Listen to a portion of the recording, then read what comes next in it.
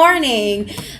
Here we are in the after school hours, our podcast from Tiniciti Preschool Corporate Solutions. I am Patty and I'm the coordinator from the outdoors programs. And I'm Andy, Tiniciti's vice president. And today in our episode, we have Christina Bertran, and she is an occupational therapist. Welcome, Christina. Thank you so much for having me. Thank you. Christina, tell us a little bit about yourself. Professionally? Yes. Okay. So my name is Christina Bertran, like they said. I'm an occupational therapist, specifically a pediatric occupational therapist. My job, to put it simply, is to help individuals of all ages and abilities complete their daily activities. So this varies obviously based on the population. Specifically with children, my job is to help children become independent with their developmental milestones. So it varies from age to age. I work on play, I work on social skills, I work on handwriting, what we call fine motor skills, activities of daily living, self-care. I do a lot. I wear many hats, as they say. Which is very important for the early ages. Do you start working with the kids? Birth. So it obviously depends on the case. It depends on the child. From birth, you'll see a lot of occupational therapists in the neonatal ICU, or if there's some delay in developmental milestones such as rolling, sitting, crawling, needed for play. So we always tie what you call occupations into what we're doing. So when a child is young, their occupation is to play. So I use a lot of play-based models. My therapy and my interventions are derived from play.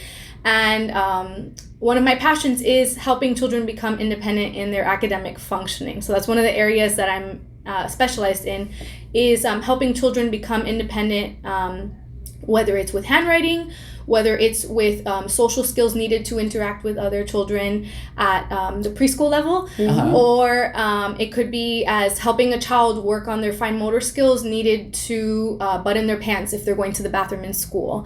So like I said, I wear many hats. I do many different things. I love the profession because we are very creative and we can make anything therapeutic. So let me ask you something. I'm sure a lot of parents have that question. How does a parent know when they need your help? Very good question. So where we come in and we work very closely with speech language pathologists. Okay. We're very interdisciplinary. We also work with physical therapists. So how does a parent know when they need me? If a child is unable to do what they are supposed to do developmentally, and I always encourage parents to read up on milestones, like what is my child supposed to be doing for age 5 or age 3, or that critical period between birth to 3, if there is concerns with what they are supposed to doing, whether it's getting dressed, feeding themselves, grooming, or if they're just unable to manage their routines independently given their age, then that's when you would call me. Okay. And we can help them get where they're supposed to go. Occupational therapists and within my own profession, we're experts at what we call activity analysis. Okay. So I can pretty much take any activity apart, deconstruct it, and look at what skills are needed to complete X activity. Wow, that's really cool. Yeah, I love it. I'm biased, of course. But I can take pretty much, let's say, for example, preschool. A child is unable to sit still during music time. Okay. The preschool teacher is sitting they have 5 students in the classroom, let's say, because of COVID. And Johnny is unable to sit during music time and pay attention. You call me in, you say, Christy, he cannot sit still. He does not, he's covering his ears during music time. I come in and then I look at the specific requirements for the activity and then observe Johnny and why he can't do it. Is it a sensory processing issue? Can he not take the input coming in from the music and that's why he's covering his ears? Okay. Or is it an attention issue? And he is so hyperactive that he's just wanting to do everything in the classroom. So that's just a brief snippet of what I do. But that sounds amazing. I was gonna say, like, that sounds so cool. Seriously, that sounds Because really, really cool. You go straight ahead to the Yes, problem. we're very client-centered. Yes. So I love pediatrics. I always knew I was going to do something in the pediatrics world when I was studying. OT just kind of fell into my lap because I have a brother with an intellectual disability. Okay. So I grew up with therapists all my life. He's 28 now, and he's amazing. But we're very client-centered, so we deconstruct everything. I can go into a classroom and I can say, okay, is there too many decorations up on the walls? Is what you're presenting on a piece of paper too much visually for this child, and they need less? Because they immediately distracts them. To say, maybe you're using the wrong kind of chair and their feet aren't supported, so they're unable to get input. Wow. Yeah, it's a very personal, very personalized approach. So cool. Like, you really, like, that really does make a difference, huh? It does. I used to work in the school system. I worked in Miami-Dade County Public Schools for 2 years. So I got a lot of background in the academic world and how OT and school are bridged together, and specifically at the preschool level. Birth to 3, and research shows that is the most critical time in a child's life. Their brains are like sponges. Yes. And they're taking everything from what you're saying to the different colors around their academic environment to everything at home. So we really help to bridge if there are any delays or there are any specific difficulties that the child's encountering. I come in and I say, okay, why can't they do what they're asked to do, and then figure out how we can develop those skills. And as we talked before, all this work helps them to grow up with a successful future, right? Yes, you tell us about that. So research has shown, especially like I said, birth to 3, the more we help bridge that gap, the better the long-term outcomes are, and we need to make that foundation as solid as possible. Academic environments really provide that foundation. Apart from what I do, I even provide teacher consults, parent consults, to say maybe they don't need direct therapy, but they might need a little bit of a push, or say, okay, you are Johnny's teacher, how can I help you make him more independent? But even in the academic world, even peer modeling, and we know by research that kids learn from other kids. So with all this COVID situation, I know there's been a push for virtual schooling. However, we do need to look at the evidence, and the evidence does show that kids learn from other peers, and the way they develop their academic skills, as much of an involved parent as you can be, it's not the same as when you're in a classroom with other children and a teacher who's another party then helping the situation. And I'm glad you touched on that subject, because we've touched on it before. We had previous guests, and every parent is having this conversation, or at least thinking about this. With all this going on, with all this, I feel honestly half of it's misinformation. Everything changes daily. We've just learned that the public schools are deciding to go virtual, and we have private schools which are doing half and half. So parents are asking, what do I really do? In our case, that we have them at Tiniciti from 3 months to all the way to kinder, a lot of parents ask us, what's the appropriate age to send your child in, and is it better for me to keep them at home?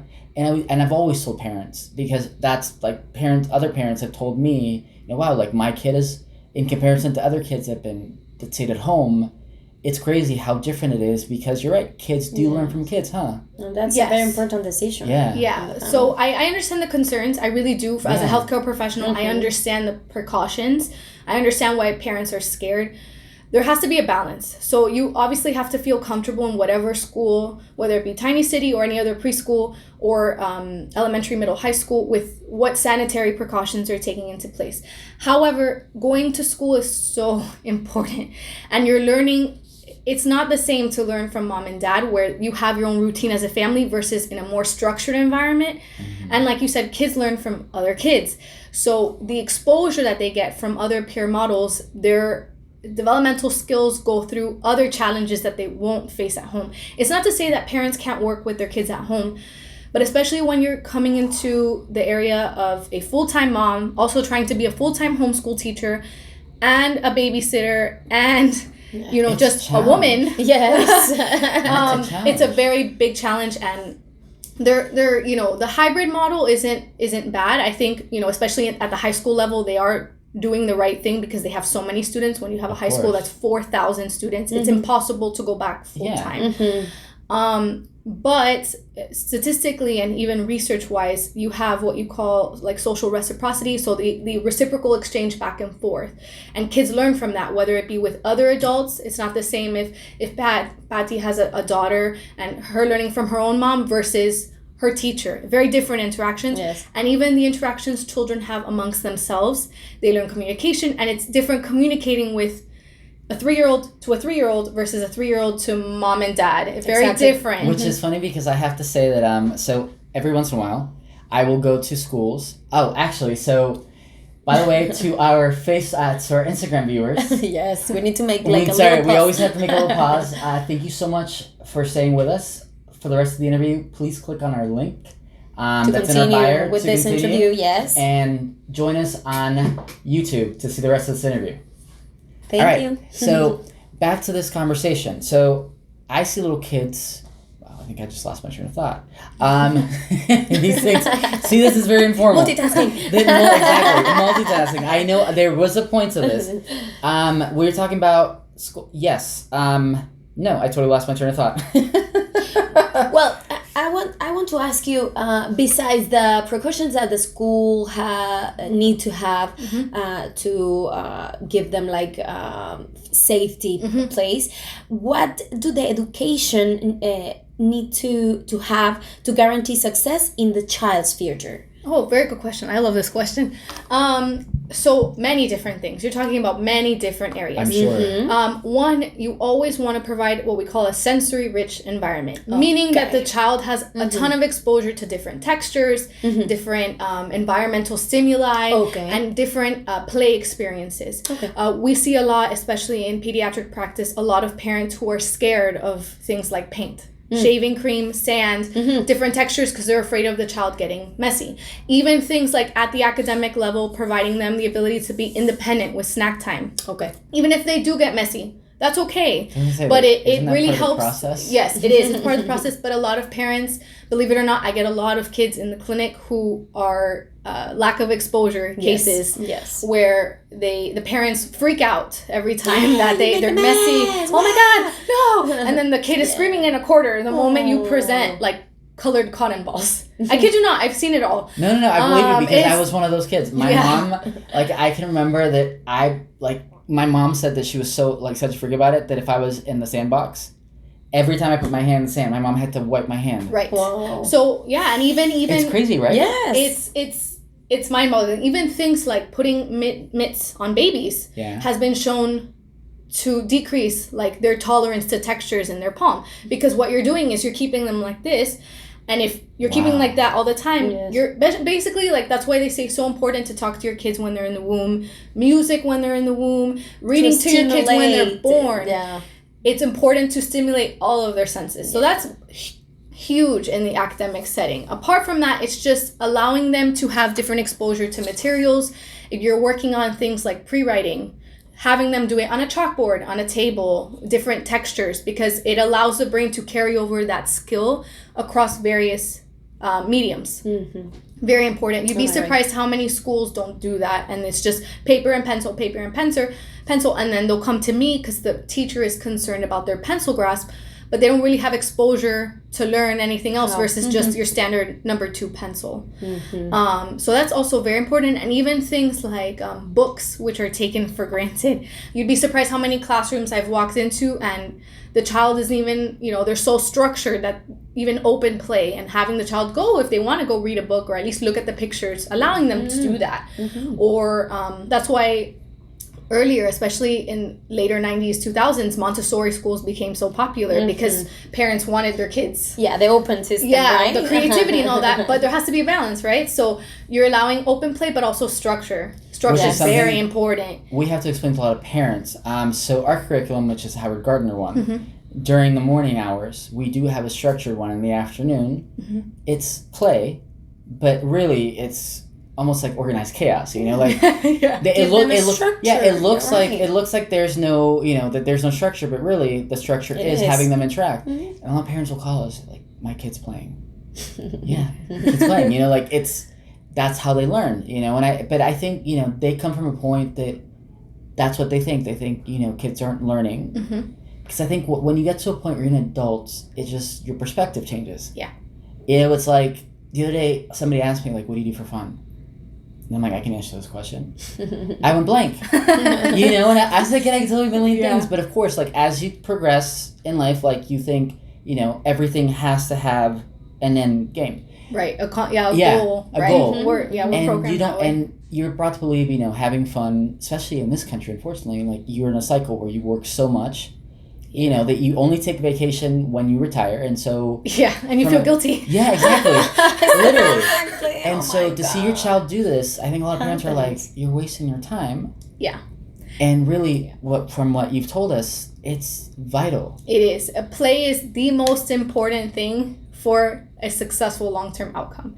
And like you said, I get a lot of parents like, what are you doing? Like, you're just playing with them. But we're not. So there's a method to our madness, right? Same when we work with other professionals like speech language pathologists, physical therapists. We utilize play as a medium, and kids learn via play. So what do they learn? Problem solving. Like if I hit my head on the table, like it's gonna hurt. Or if I throw the blocks and step on them, that's gonna hurt. So they learn problem solving, they learn cognition, they learn the functions of what the items do. And that's how we develop schemas to everything we do. So we learn like the concept of even washing windows or watering our plants by seeing someone else do it. So I always encourage parents even to include kids in their daily routine. So if you're gonna wash, bring your kid with you. Show them. Research shows that incorporating your kids into your natural routines is probably the best thing that you can do to have them learn various things, even the functions of what items do, even working on activities like bilaterally, so using both hands together to put clothes into the washer, or even you're cooking. It's a sensory experience. You're baking. Kids learn even developing their small hand muscles. Let's go water the plants, and you using a small spray bottle to water the plants. You, like I said, you can make pretty much anything a play opportunity. But most parents, you'd be surprised how many parents don't even talk to their children. Oh, yes. And they think just putting them on an iPad is play. And it's sad because technology is not bad. And I always tell my patients and their parents, educational technology use is really what you're aiming for. A select time, let's do 20 minutes of tracing letters. Let's say if you're at a 4-year-old level. And then working on that. But what happens is we'll get a lot of kids who this is all they do all day. So they don't develop any hand muscles, their fingers are weak, and then they're having problems in school because they can't hold a pencil, they can't do anything functional because they haven't developed it. Exactly. It's crazy to think something as simple as putting, like, that you wouldn't think twice, my child's playing with an iPad, can have such a profound effect. Yeah. And as far as the other thing, I think I'm laughing inside because I think a lot of parents that they're working and being a parent, they have to watch their child. So I'm pretty sure that area has been covered in the back. I'm like, I don't know what to do with them. All right, come help mommy wash a dish, But I guess that's cool. I guess that's a positive takeaway from this pandemic. And also from what we've seen, you're right. Parents do not know how to educate their kids. By no means are we insulting parents. It's just no, they it's don't. been. I think it's a generational thing. Like experience, right? Our grandparents, their parents. We've come from a line where being a good parent, educational wise, is being able to afford a good education. Yeah, As we've progressed, roles have changed. Tiniciti was founded on the concept that the family nucleus changed, where before mom could stay at home, and now mom and dad both have to work and they have careers. So that's another dependency. So you have to send your child. Having your child at home, I have a lot of friends. I don't have kids, but I have a lot of friends that do, and of course, working in preschool, I always ask them many questions because in many aspects, I'm trying to get feedback to see how we can improve our model, how we can offer better services. And they're going crazy. They're like, oh my God. Yeah. I'm like, I hope you appreciate your teachers a lot more now. Yeah, and your teachers, your teacher's assistant. I agree because it's a huge role, and parents are lost right now. Yeah. On top of which, they have all these things that they have to do. So it can be overwhelming. Yeah, it's very rough. And even, I encourage you guys, like, even at Tiniciti, even 5 minutes of undivided attention from mom and dad, like, research shows that it'll lead to decreased behavioral problems. Just 5 minutes. We always aim to go for more. So I always tell parents, try for 20. But even, especially when you have multiple children, even just 5 minutes, individualized, like, first Pedrito, then Johnny, and then Susanna. Individualized. You'll see a world of a difference. Wow, a huge world. Just 5 minutes. No, I believe you. So I teach. Well, one of my hobbies is mindfulness, and I used to teach it to little kids. I started at Tiniciti. I developed a mindfulness program, and my biggest challenge was I had activities for 12 months on for babies, and so I'd researched that apparently if you hold your child in an environment with meditation, just holding your child is therapeutic both for you and your child, because it's kind of like they mimic you, especially that age, and you create that bond, especially for dads too. Yeah, so that makes sense, that at least 5 minutes, that time is very valuable. Yeah, and I feel like moms are always the ones that are highlighted. Even when I was doing my doctorate, there's not a lot of research on dads. No, you're right. So I always encourage both mom and dad, not only mom, because we'll get a lot of times in the clinic, like the patient will come with mom. Yes. Yeah. And it's just statistically, I'm sure you guys see it too at school. But I always encourage them, both of you. Yeah. Both of you need to give them the undivided attention. And even, parents are always fixed on buying toys. You really don't need a lot of toys. And like I said, you can use anything at home. Pots, pans, spoons, make them musical instruments. Let's have like a bean party. Put beans in the pot and like, let's go to town. Or even using cans. If your child wants to stack, have them stack cans. You don't have to buy blocks. And then working on those foundational fine motor skills, visual motor skills with natural objects, because that's what shows the best long-term outcomes anyway. You don't have to buy the expensive toys, because, in the clinic, they're like, oh, that puzzle, I want to use it. Where do I buy it? And I'm like, no, like, don't, it's $25 for a puzzle. But my methodology is anything I recommend for parents, it's always cost effective. So you want to work on letters on a board, and you want to use a sponge, cut up the sponge. It's $1. Made it. Cut up a sponge. With them. Use a paper towel roll. You hear that, parents? Step away from Amazon Prime. Step away from Amazon Prime. You really don't. And look inward. Step away from Amazon Prime. We have, as obviously in the therapy world, we have so many ideas, because that's what we do all day, and we're, even with ourselves, I have to buy a lot of what I use. Yeah. So I've learned over my career, you really don't have to spend the money. You can make anything, even working on body awareness, which we do a lot.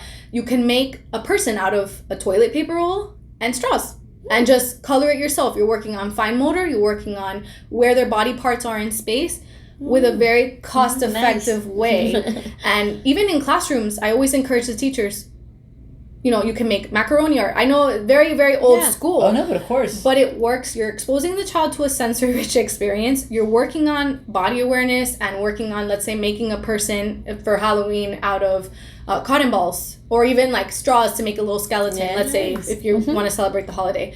In a cost-effective way that really doesn't cost anything, and you can save resources, obviously, as a teacher, through this benefits. Really rough time where we're all now, as a whole in the U.S., struggling, because the financial part, everyone has been hit across the board. Absolutely. So now, and I encourage this to all my clients and their parents, how can you find the best way to play with your kids in a cost-effective manner? That's really where we're going, because there isn't money to spend $30 on a puzzle. No, I agree. And I think moving forward, that's one of the lessons I think a lot of Americans can learn, that savings are very important, and that you have to be, I don't want to say frugal, but at least be conscious about where you buy. Like in my case specifically, like I've learned that there are some products that they don't have to be name brand. They're the same thing. Like you get need creative. To develop your creativity, exactly. right? Yes. It's important. I learned that too, even with paper towel rolls, toilet paper. Amazing. You just gotta buy whatever's available. No, it's a treasure. If it is what it is, I'll buy the Publix brand over the Bounty.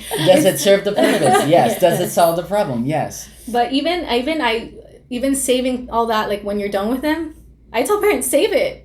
Use it. You can work on so many different arts and crafts activities, from even like cutting up the paper towel rolls and making like little fringes, and doing like a painting activity. Now is the time, especially, where we have to be more conscientious of our spending. And then also like look at how we can effectively play with our kids. See, okay, so one of our missions in Tiniciti is that education should not be limited, because there's a huge gap. I also worked, when I was doing my master's, with the Miami-Dade public system, because of the fact that they were having budget cuts. So it was more high school, that we had to create teaching modules, because they were slowly removing, which horrifies me, different aspects, different components of education. And obviously you have the people that go to the upper schools, like Gulliver, Ransom here. Yeah. And then you have kids that go through the public school, which really is aimed, and I've seen it because I've tutored, specifically towards a test. And so there's a huge difference. One of the things that we pride ourselves on is the fact that we feel and we offer the same services. We don't think money should be an issue when it comes to education. What are your thoughts, on that specifically? Like there is a gap. Mm-hmm.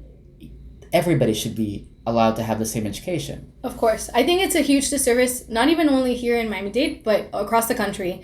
Students are taught, and I know because I went through, even going through the school system myself, like when I worked there and also just going through schooling, kids are taught to take tests. That's what the emphasis on, which is a total disservice because then when they get to the university level, they're highly, highly underprepared. Yes. Yeah. And I teach also at the university level, so I see it.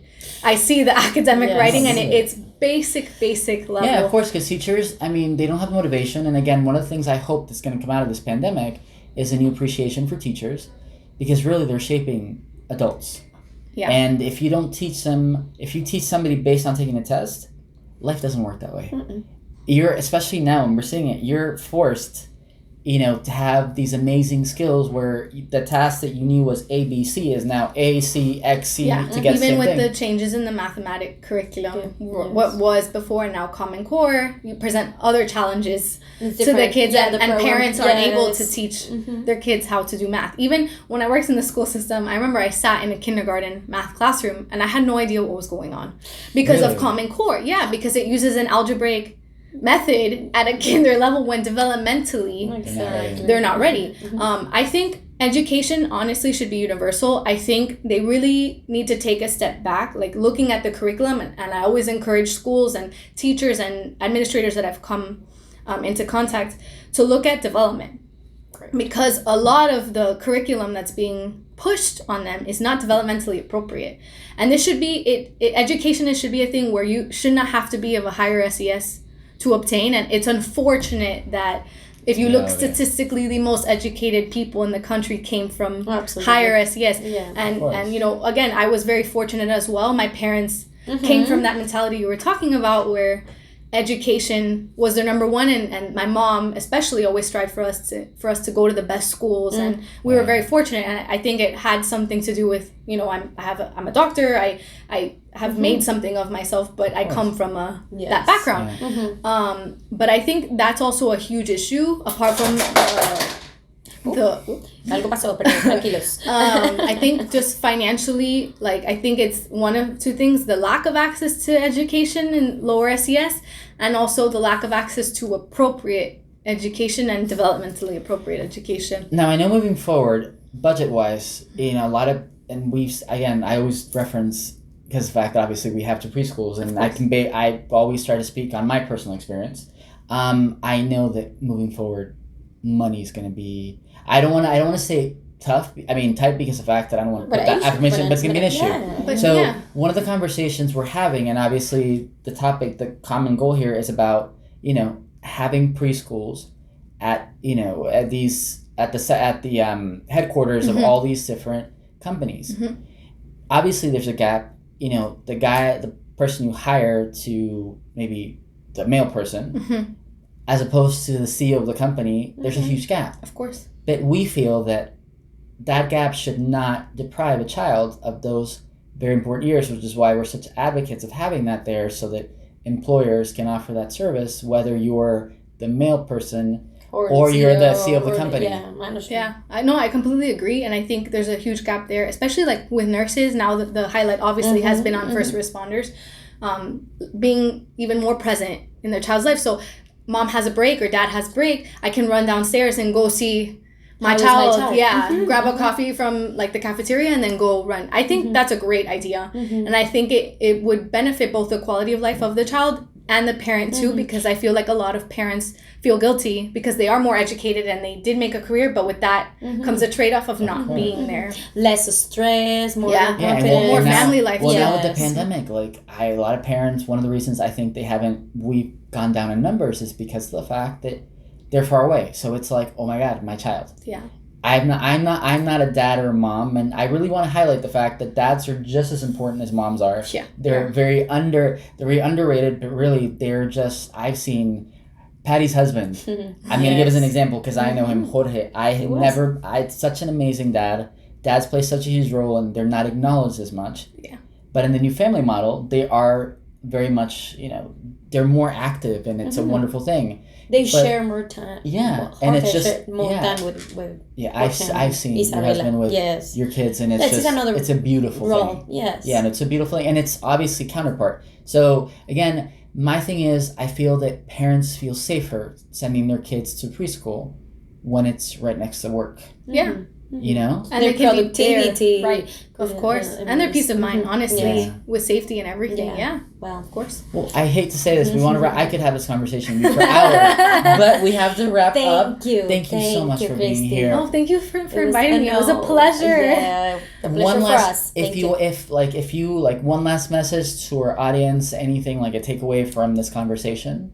Play with your kids. Don't forget. Don't spend tons of money. You can use anything at home. And if you have more questions, you can contact me. Yes. I am the co-founder of Grow Together Therapy. We provide an interdisciplinary approach to play and developmental skills. And you can email us at growtogethermiami@gmail.com. And for all our viewers, that information is going to be available. Yes. Please look either at the link in the podcast, or it'll probably be also on the screen.